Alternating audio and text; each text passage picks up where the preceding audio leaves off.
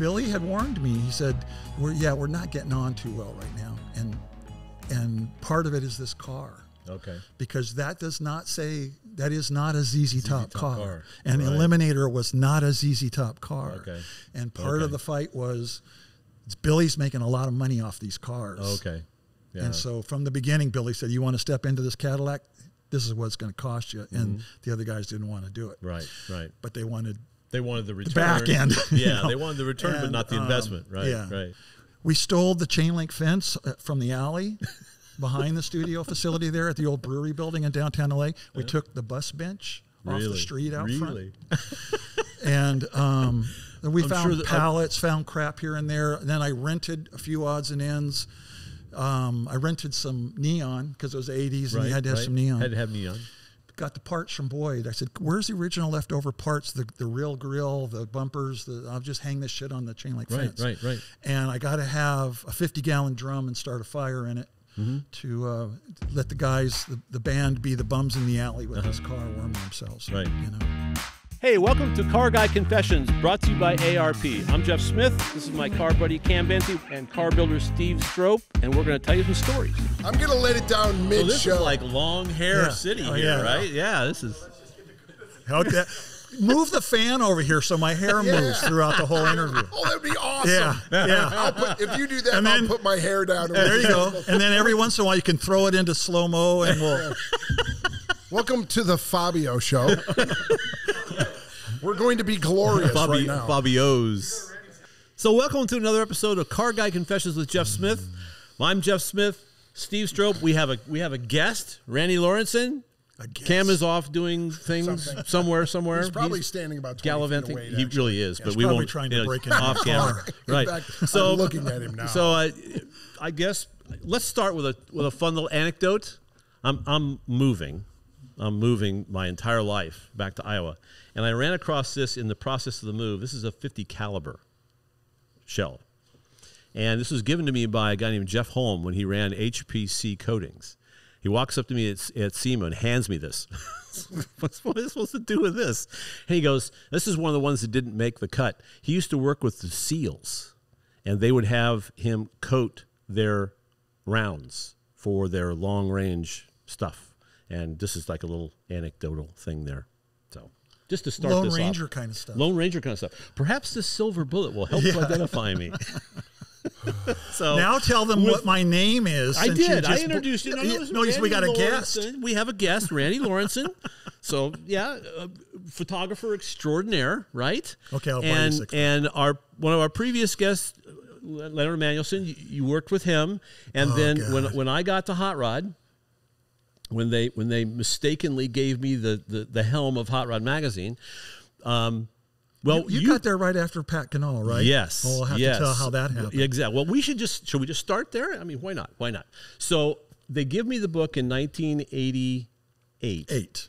And Pat Ganal had been the editor for a very short period of time, right before me. And he came up with this great idea, called Randy and said, let's do a spoof on the SI swimsuit thing. Yep, Sports Illustrated.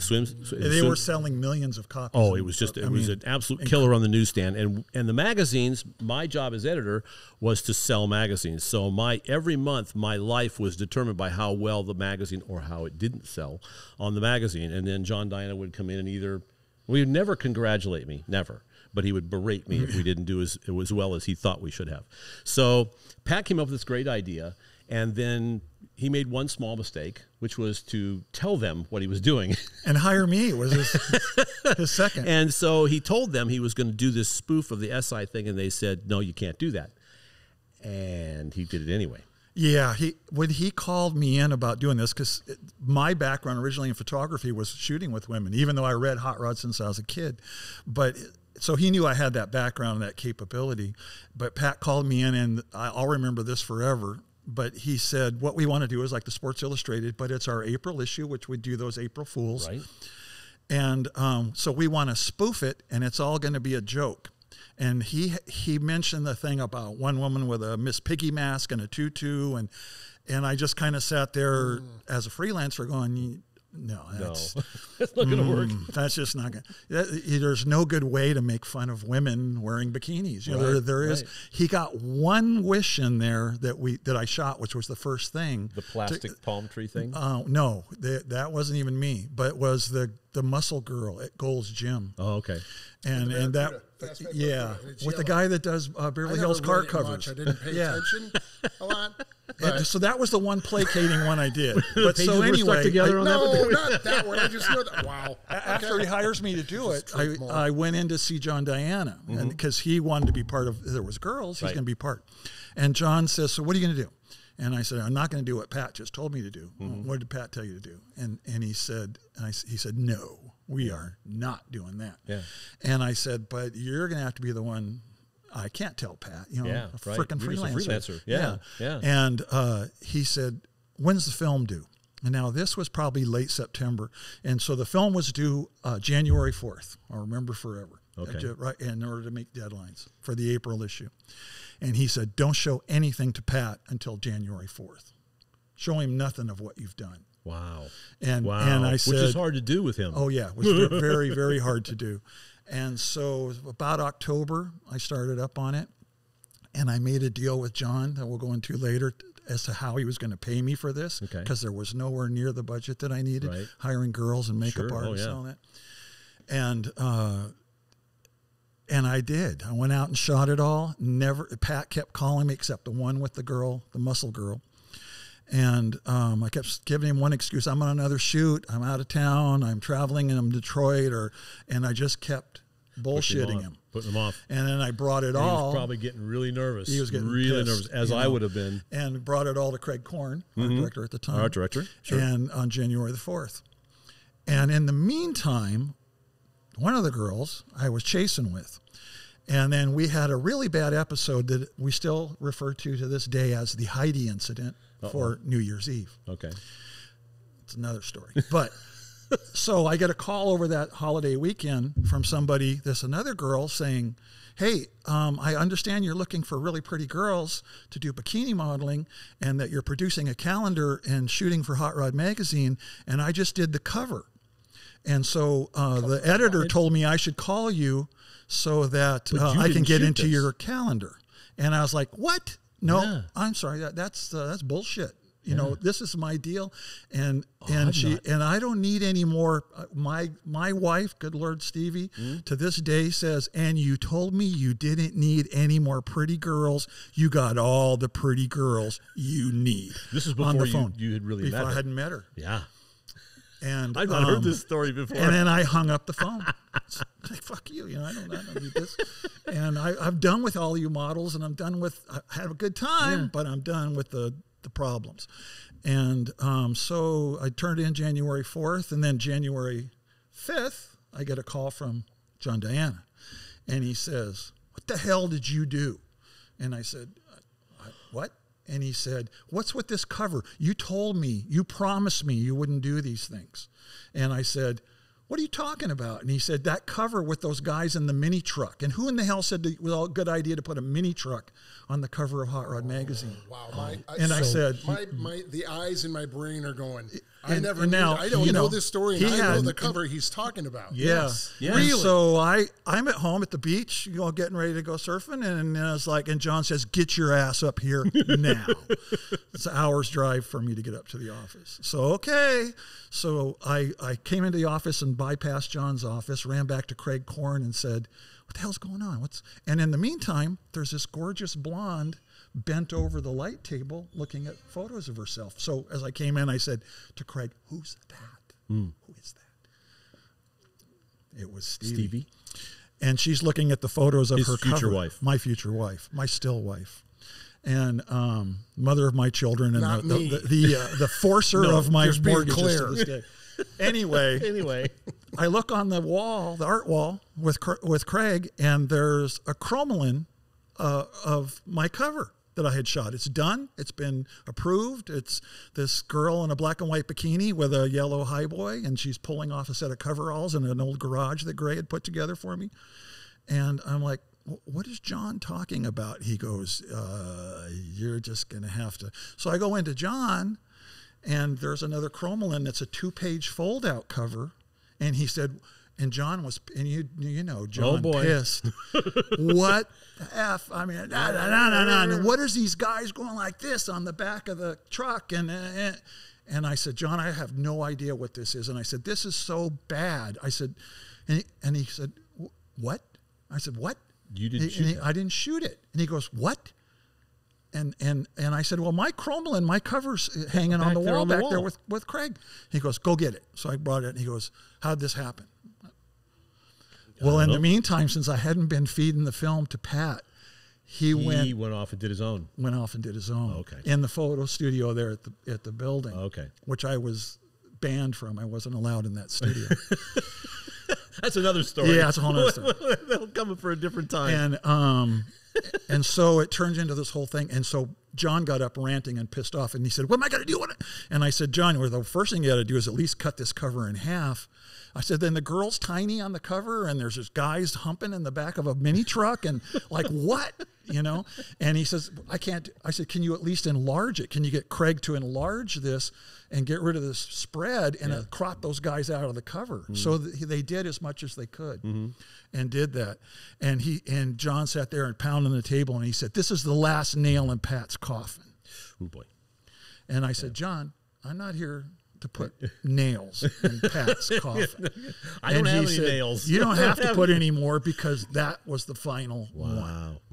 And to be fair to Pat, Pat's a great guy, he's super a great guy. We're good friends. Very talented. Yeah, and you ought to have him on here at some we point. We should, because I'm sure now he'll tell you a completely different story. Of course he will, and that's perfectly okay. That's perfectly okay. But because of Pat, I met Stevie. You met Stevie, and because of Pat, then I inherited the title because there was a falling out. He stayed on staff. He remained on staff as essentially our street rod guy, and then John made me the editor of Hot Rod. So, and to wrap this, to kind of put the bow on this thing, you know, so Pat put this whole thing together. The company really didn't want to do it, right? But they did it, and he was the bad guy. But yet, until the numbers came back. Yeah. And then the newsstand numbers came back, and they just went through the roof, and all of a sudden, Hot Rod's the hero, and I got the credit for it. Yeah. And I had nothing to do with it. I wasn't even on staff when all this went down, but in the transition period, I became the editor, and the numbers come out. And, of course, John never gave me credit for anything, of course, which was fine. I'm sure when the numbers came in, it was all John's idea. Then all of a sudden, it was like, we got to do this, and they wanted to do it like twice a year. And no, we're only going to do this one time a year. And then we did this for another, 4 years? 4 or 5 years. 4 or 5 years, something like that. And I didn't marry every cover girl, just the first. just the best one. This is so fascinating to me because, as we've said before, since I met you in '95 and you put my pile in the book, and then I met you not too long after that, and Randy here has put up with me many times with photography, shooting the stuff we built. That I didn't know this story. So I'm fascinated because I saw the quick exit of Ganal being a reader back home. Yeah. And I saw that issue come out. And your photograph that was going to be covers in that issue. It's a girl in the it's the first page of the section of the magazine for the swimsuit. A yellow deuce behind her, or next to her or whatever. And so I didn't know. So that now, because I revisit all these books all the time. Yeah. I'm not near the microphone. I'm probably getting yelled at for it. So, in fact, they're pointing and waving and keep forgetting that I can't see out of this eye. They're all over there going, ah. Just tell us, we'll slap you. Here's the deal. If I'm standing there and a train's coming from this direction, you're not going to see it. Please tell me from over. We'll grab you by the shirt. Anyway, it's fascinating. And then, as they know, they got their numbers and it was a big hit. Until the librarians wrote in. Oh, yes. Oh, yeah. The librarians from every high school and middle school across America were and guys in prison. With this smut. I've still got one letter from a guy in prison that was written in crayon and orange crayon and on the tear it out of the ring. Notebook, and he wrote in a circle that got concentric circle that got tighter and tighter and littler about how important it was for me to introduce him to this one girl in the magazine when he got out in 10 to 12 years. We used to get a lot of letters like that. And the one from the nuns. Yeah. Well, see, my mom was a school teacher, so she was a first grade teacher in another high school. By this time, of course, the editor in California, and she calls me up and she says, "Oh, You're getting me in all kinds of trouble. I said, you?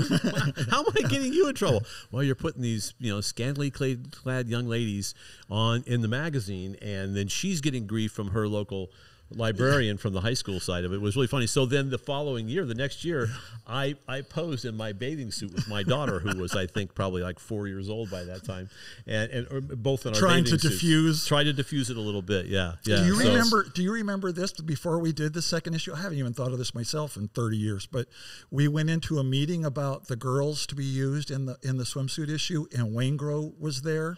The president of the company was there, because he's never Mr. in those Waingro, meetings. and you and I were there, and Craig was there, and we were in one of the conference rooms around this big table, and Waingro was sitting there, and we're all on this side. Right, yeah. And he said, and I knew who he was, but I never actually had to deal with him, and I knew his reputation that he was Ichabod Crane, and then that's good. He said at one point, again, I'll never forget this, he said, and this time when you hire the girls, Randy, don't get a bunch of girls that look like chippies. Chippies. That was his term.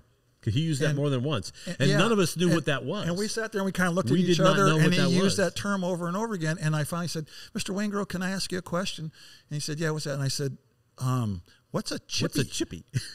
And he said, professionals, ladies of the evening, streetwalkers. And I said, I remember this again. I said, Mr. Waingro, I'm sorry, but do you understand that you're using a term that's old enough that we don't understand it? Right. So maybe what you're looking at is new enough that you don't understand it, and you kicked me under the table. See, I don't remember any of this. Don't say...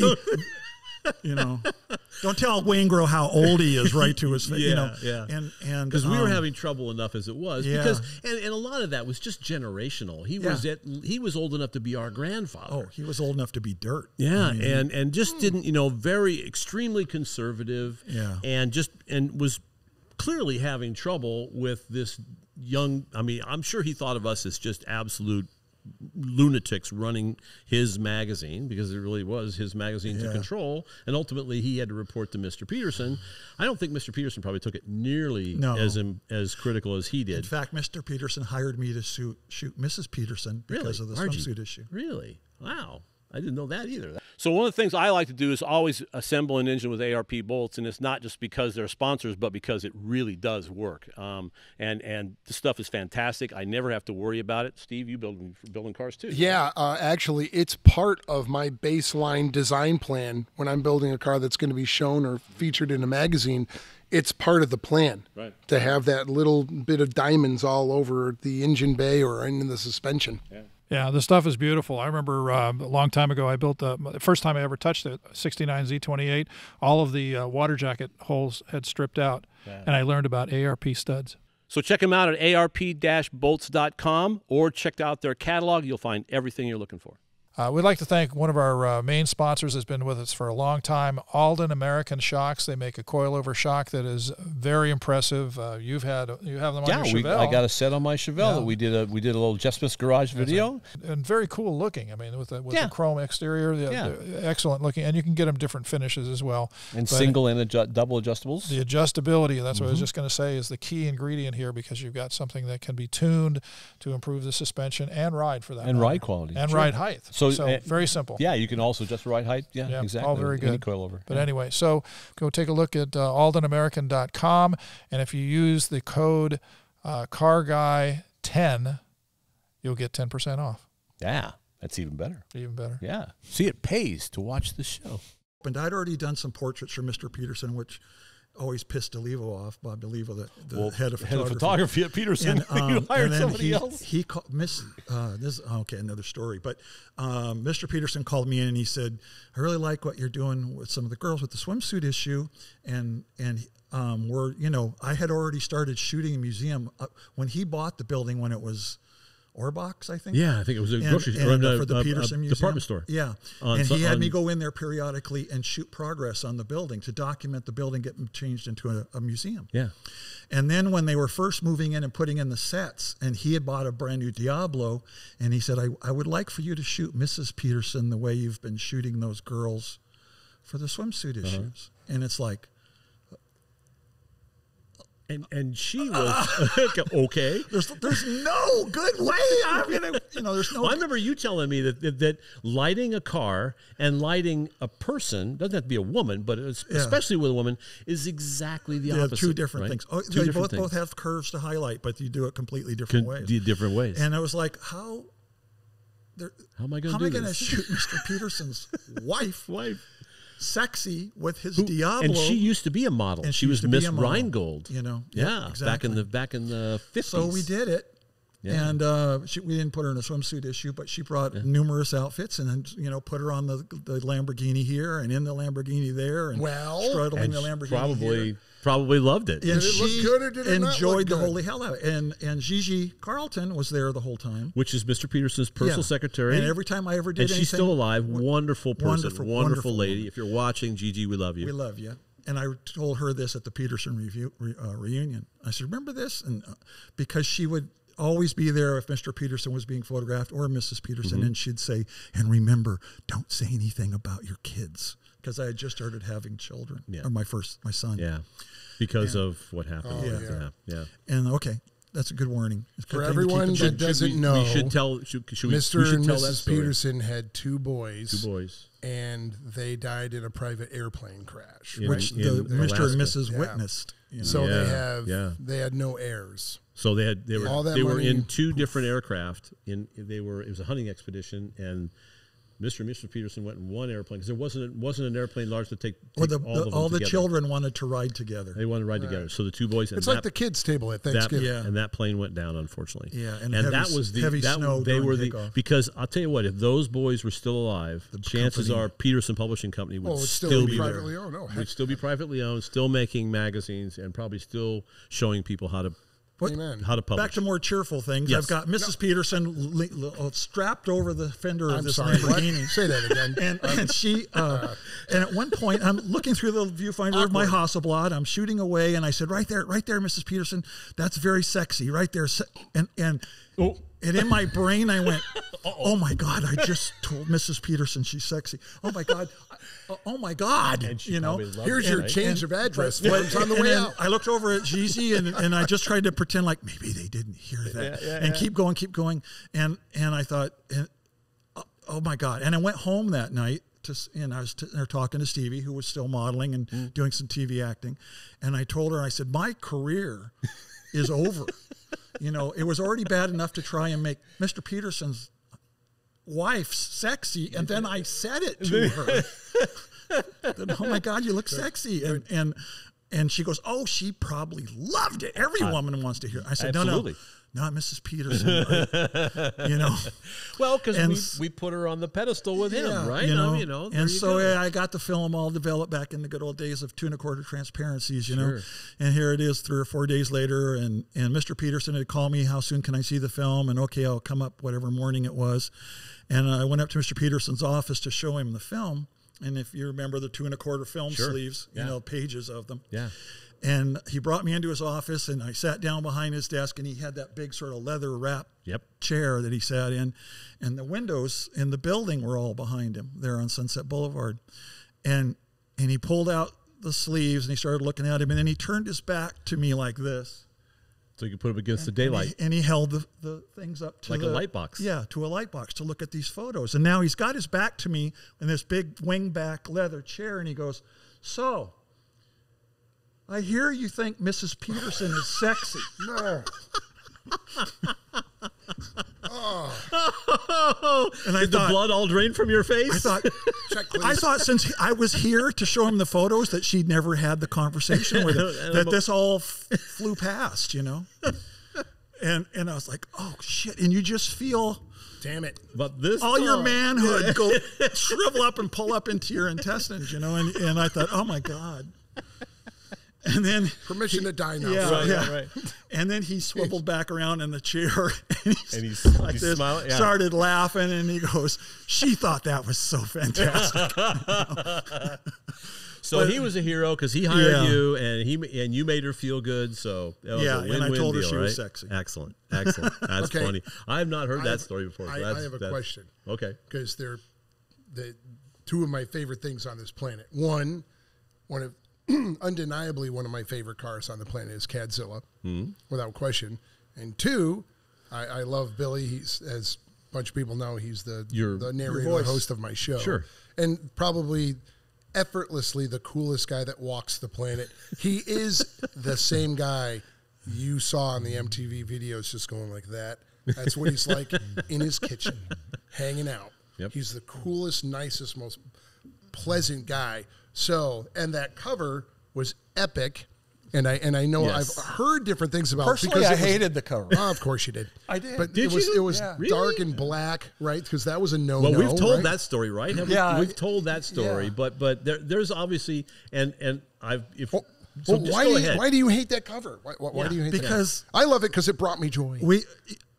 I was in the studio again. This is another thing that they couldn't afford to do, and with the girls, I ended up trading advertising space for a calendar that I was going to make. And John Diane Vanna saw the calendar and bought them all. And so I made more money than I ever would have made, but and gave them out as subscription incentives. Yeah. So I thought maybe this could work with Cadzilla somehow. Harry Hibbler brought me in, and he was our publisher. Right. Again, and My knew boss. that what I'd done in the past with celebrity bullshit and all this, and shooting the cars. But he said, here's what we're going to do. I was aware of the car. I'd gone down to Boyd's. I'd been there with Gray a couple times. One of the funniest things I ever saw.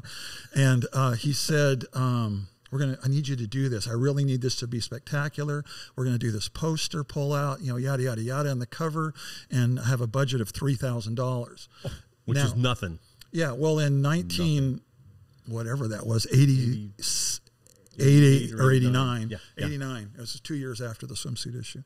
And so I knew I wasn't going to make any money out of it. Right. But, I thought, well, this is just going to be fun. And Billy's a super cool guy. And I'd done some stuff with them with the Eliminator.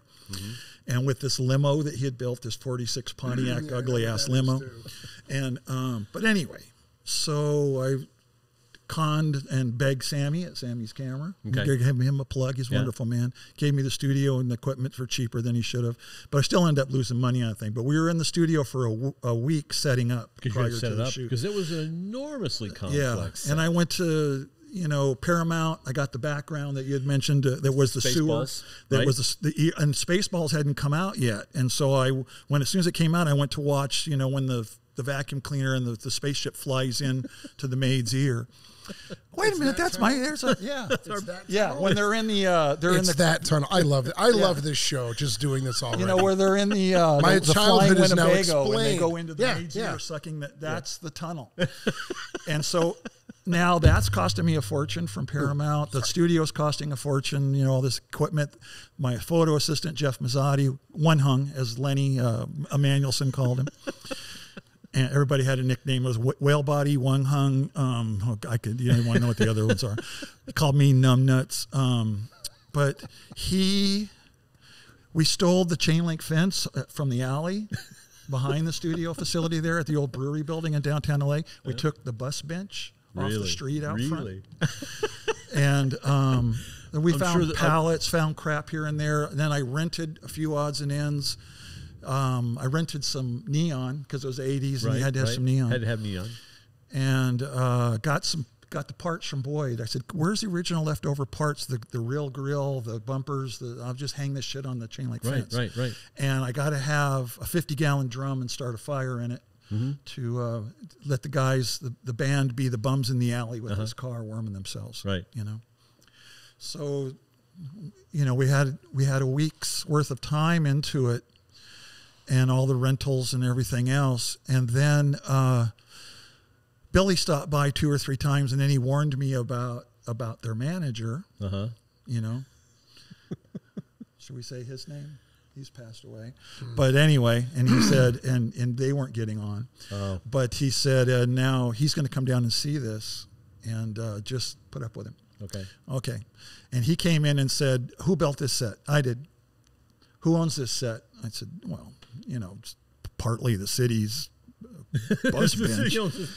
Nobody claims the fence. I'm not sure if the alley, if the chain link fence belongs to the building or to, But he said, "I want to buy it all because this is going to be the stage for the next ZZ Top tour." And I'm like, really? Well, yeah. Well, good luck with that, buddy. You know, and he, you know, he made me sign some paperwork and stuff. You know, and you know, Billy was there and just kind of nodding his head. Yeah, I just put up with him, and whatever. And then when it came time to shoot, the day of the shoot, and now we had a couple of models hired. I'd hired 2 makeup artists, both of them from Playboy, and both of them gorgeous. One of them I'd shot for Hot Rod because I knew it was good to have some pretty girls around. And Dusty came in, God rest his soul, wonderful guy, and very late in the day to get, you know, whatever, a couple hours late from where they were supposed to arrive, Frank Beard, you know, the drummer, shows up. He pulls up in a white stretch limousine with a blonde under each arm and comes into the studio.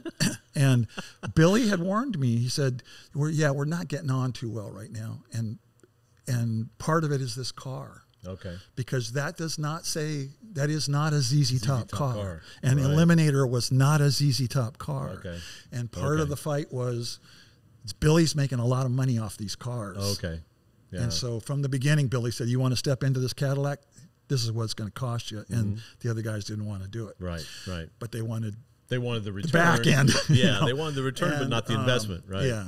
Right. So anyway, Frank comes in, and Billy told me all he wants to do is golf. And so he comes in and he goes, yeah, great, whatever. Where do I stand? And I said, well, Frank, you know, in the back of the makeup room, we got a couple of girls back there to do hair and makeup for you. We've got about 7 or 8 different outfits we're going to try, and at least 7 or 8 different hats for the guys. Yeah. And so go on back. And he said, he goes like this and looks at his watch and he says, you got 1 hour. Okay. And I thought, what?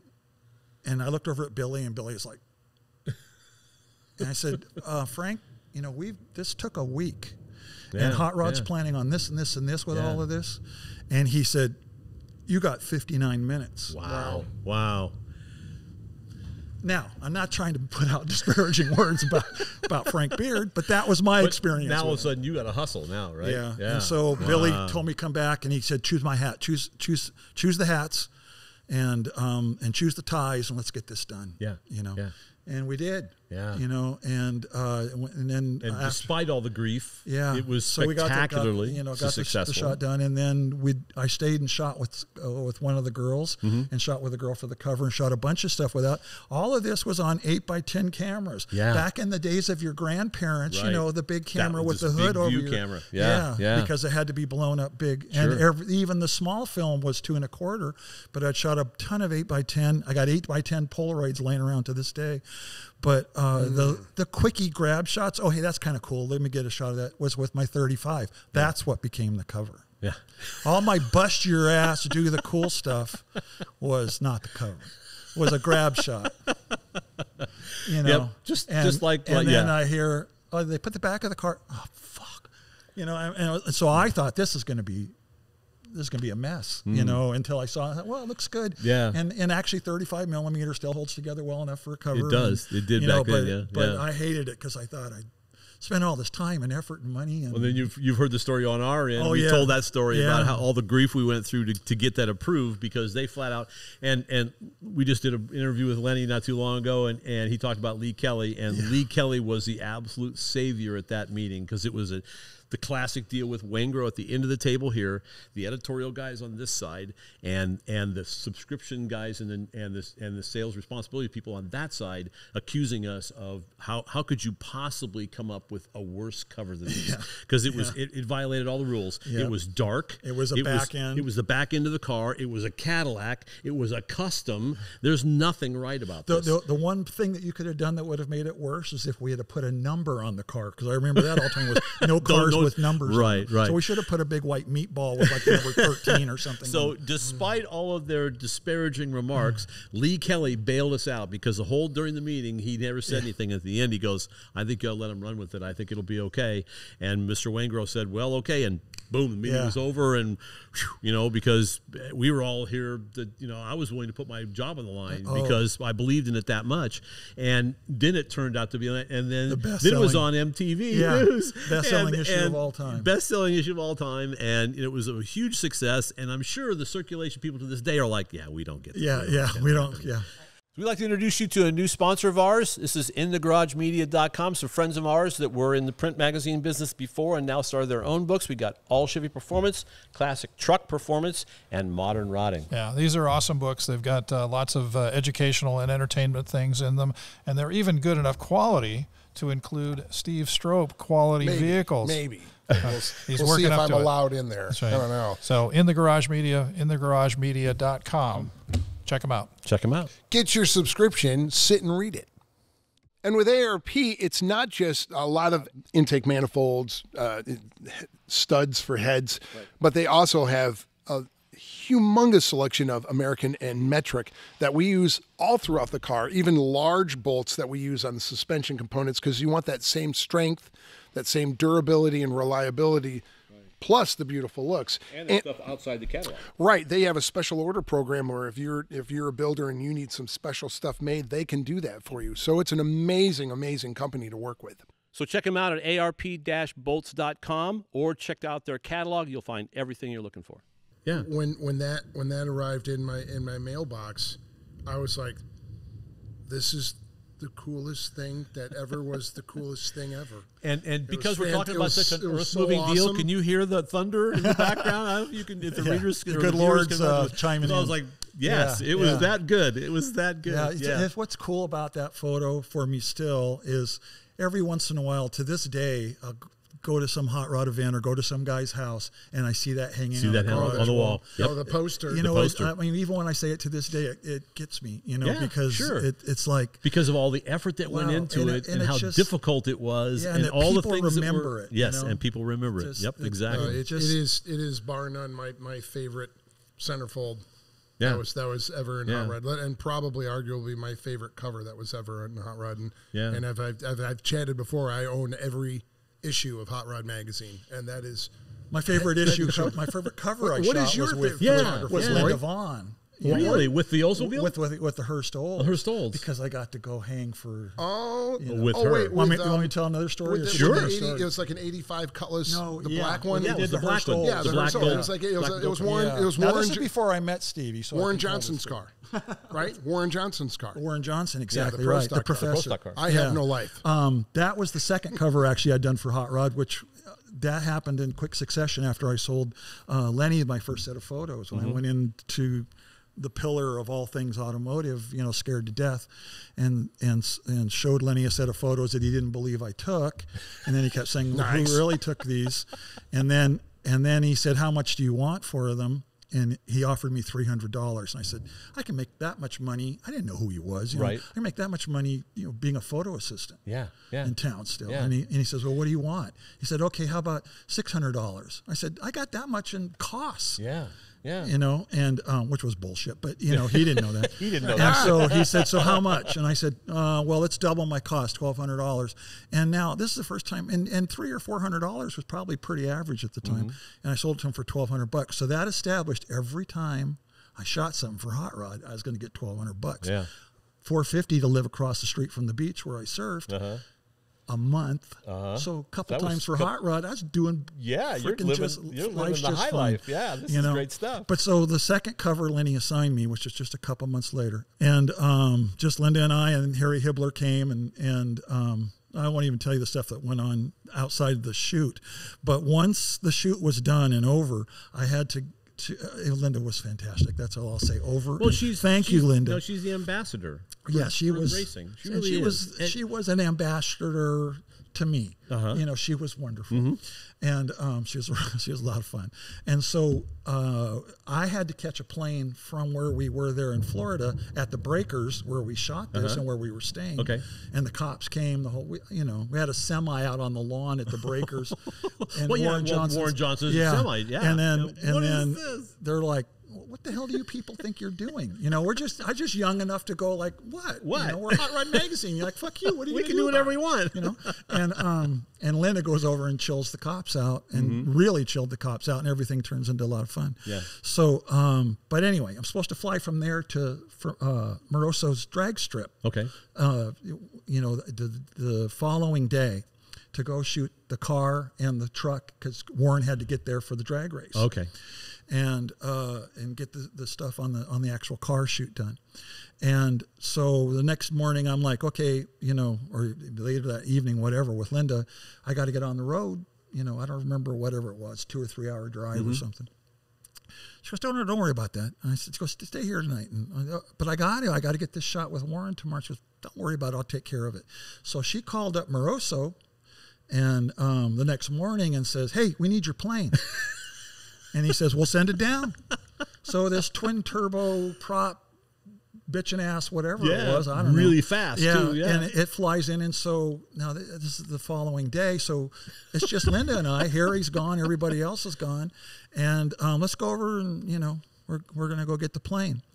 So we drive over and they open up and it looked like Elvis's playpen. Really? Inside. It was a wraparound dark brown velour, crushed velvet crap everywhere with these big gold 80s lamps that came over and bounced and hung inside the airplane. Inside, it was a playpen. That's all that was in there.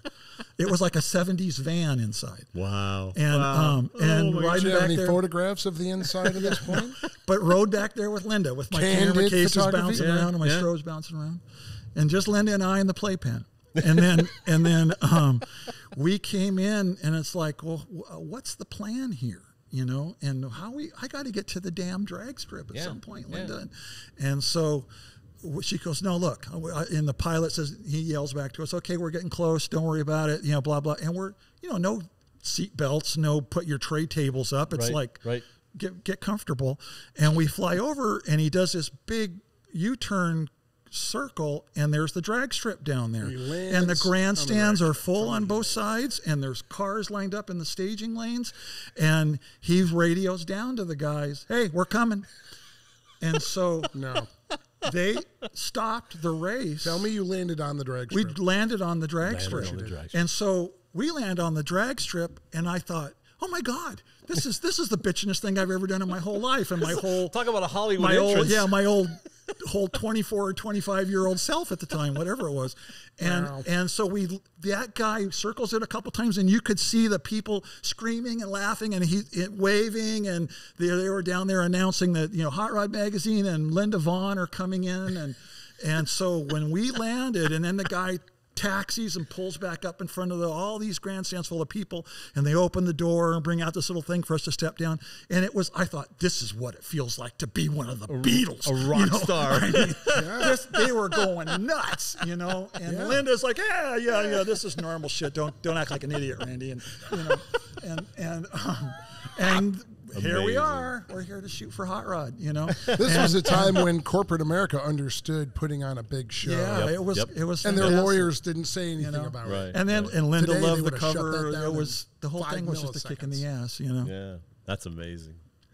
The life of a rock star photographer. Yeah, oh yeah, right? So she's still. I mean, you know, I ended up doing quite a few more things with her as the years went by, but she's still to this day, you know. Always a big hug and big kiss. You know. She's wonderful. Yep. Good grief, how do you top that? Yeah, that's a pretty good story. I got nothing. What are you going to hand out for Halloween candy? I went to a bar once. You know, but those are, I mean, I tell my kids to this day, you know, they know, everybody knows Mom was the Hot Rod swimsuit cover girl. Right. But I tell them, you know, I've told them since they were little, I get hit by a bus tomorrow. Don't cry for me. You know, because it was a lot of fun and it was a lot of work. It was a tremendous amount of work. I mean, enormous amount of hours and everything else, but it was so much fun too. Exactly. And you know, I was living at the beach and paying for a house and kids and having a hell of a good time doing it. You know, so it was all good. You know, obviously you don't realize how good things. When people talk about golden eras or silver eras or whatever, the good old days, you can look back and you go, that was a hell of a lot of fun. Because now, unfortunately, you know, the magazine that's left doesn't have a budget and they can't do anything, you know, and it's not their fault. It's the parent company that won't give them any money because but that ZZ Top thing, it burned the budget pretty hard. And the swimsuit thing also, because they wanted me to do it twice, but they would never give us the money to support it. So they were always trying to to milk it to get as much as they could out of it and not spend any money. And I wasn't very smart. So like the first couple of years at Hot Rod, I thought, well, the only way I can survive here is to stay on budget, right? So I just killed myself to stay on budget. And then what would they do? They slashed it. They cut it. Oh, yeah. You know, it was like, oh, okay. So after 2 years of that, it took a while for me to be smart enough to realize, okay, this is how the game is played. Third year, going to the budget meeting with John Diana, and he's, because he doesn't pay attention until it's all over with and it's too late to do anything about it. Looks down the bottom line, he says, you spent money like a drunken sailor. Yes, sir, I did. And he goes, I said, look at the numbers. Look at where our numbers are. If our numbers are going up, yahoo. Yeah, I could tell. If our was numbers impressive. that's John Diana right now. That's John Diana right now. You're talking about me, Dan. I mean, he's got a really big drum and he's got a long stick to hit it with. Yeah, whack that thing. But so I spent money because I thought, oh, I'm going to get anything more is for you to spend more than you gave me, and then you'll give me more, and that's not. I mean, that's just 101. But I'm a kid from Iowa, so it took me a while to figure this all stuff out. But I learned that traveling with Len Emanuelson when he was editor, and then and with Lee Kelly at Motor Trend, doing all those things for all those years, and eventually doing all the advertising supplements and stuff for the car companies with Motor Trend, was that no matter what the budget was, you have to splatter it. Yeah. Because if they don't think that wasn't enough, you'll never get that much again. That's right. That's right. So it's excess in a way, but at the same time, it's also, that's what you have to do in order to get it across. And we spent a lot of money. We spent a lot of money, but it worked. But it made a lot of money. If we had spent a ton of money and not done anything with it, then it would have been, well, like the swimsuit we issues. wouldn't be sitting here talking right now. The swimsuit issue is a perfect example of that. I'd be pumping gas in Iowa. Yeah, they beat that concept to death. But then on top of that, after I think it was the second issue, Lee Kelly, when he was at Motor Trend at that point, and he came to me and he said, "This thing is making serious money and is bringing in serious advertising dollars, and I want to do this at Motor Trend. How are we going to do it? And so we did. I think it was called Erotic Exotics or something. Yeah. So we could talk for another couple of hours. I mean, we got some great stories. Yeah. Another can of Monster. I want to interject before we drop off, because just like it was the same thing, just like meeting you and then being honored to be in the book. Since I eat, breathed, and slept all my magazines, I of course knew your name long before I ever met you. So the first time I got to shoot with him, what car was that? It was the orange Roadrunner with the white wheels. Oh, it was not. Oh yeah, it was GTXR. It's red. It's red, not orange. But you were close. I don't remember who he is, but I remember the cars. No, oh, that happens all the time. Yeah, I don't remember your name, but I remember your car. We shot GTXR, and then, oh my gosh, I couldn't wait. We were doing shoots down when you were in like. Were you in like Compton? When the building was by itself, and I walked down this street to go get something to eat at this. No, it was like a Taco Bell that was a bank, and it had bulletproof glass. I shit you not, at Taco Bell, bulletproof glass going in, and I'm like going, this is awesome, kind of in a frightening way. In a frightening way. But we would go down. We'd bring the car down to this studio, and. It's just we'll just forget them there. Yeah. It was so awesome because, for one, you're flipping out because Hot Rod's shooting your car, right? You're having a happy day, and on top of it, Randy is like the greatest storyteller of. So now I got to buy another 6-pack of beer. All this stuff that happened from the day, and I hadn't heard that story. And by the way, if you look up the Hot Rod issue, it's Linda Vaughn on the cover. She's in a red jumpsuit, pulling on 2 strings on the top, and it's classic. Warren Johnson's Pro Stock 442 cutlasses behind her. Right. But I got to tell you real quick, though, Steve, this is a two-way street, because as a kid growing up reading Hot Rod and being part of Hot Rod, and those heroes that were in the magazine to me as a kid growing up, I never intended to become a car photographer. I never had any training to do that, But I went to car shows, and my dad raced, and we were always around cars, and I knew about cars. But the bitchinest thing about it as the photographer was just the opposite of what you said, is I get to hang out with the guys that build these cars, and I get to sit in their cars. Yeah. You know, because at the car show there's always rope and fake. But you get to move inside. Yeah, I get to sit inside. You get direct access. I get to touch the car and be part of it. So it was the cars always to this day. It's the cars. Yeah. I don't follow what's the latest greatest bitch in this little XB73 what jigamajer that Canon or Nikon's come out with, but it's like I can go shoot that car with it. Yeah. You know? And do a fantastic job. And again, guys like him and some of the other guys that we all know that are out there, you just go, I can't believe I get to play with this car. It was a great time. It really was. So we may have to do this again because this is great stories, fantastic stories. So if you like what we're doing here at Car Guy Confessions with Jeff Smith, Randy Lawrence, and Steve Strope, Cam Benty, and we'll keep cranking these things out for you.